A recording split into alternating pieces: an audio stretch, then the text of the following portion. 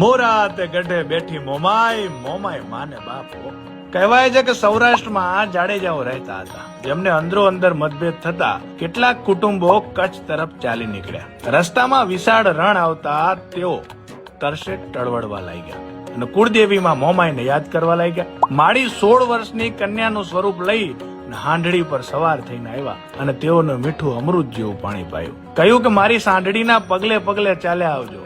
આગળ જતા એક ટીંબા પર હાંડડીના પગલા લુપ્ત થઈ ગયા અને માતાજીની સ્વયંભૂ મૂર્તિ, ચુંદડી, શ્રીફળ અને ત્રિશૂળ મળી આવ્યા અને જાડેજા કુટુંબોએ ત્યાં જ માતાજીની દેરી બનાવી. મોમાઈ માએ મોર થઈને રસ્તો બતાવ્યો હોવાથી આ જગ્યા મોમાઈ મોરા નામે પ્રસિદ્ધ થઈ. હાલ મોરાગઢ પણ કહેવાય છે.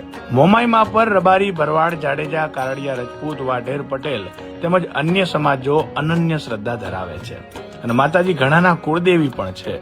આપ પણ ક્યારેક આવજો મારી મોરાગઢ વાળી મોમાઈના દર્શને. જય મોમાઈ માં. બોલો શ્રી મોમાઈ માતની જય.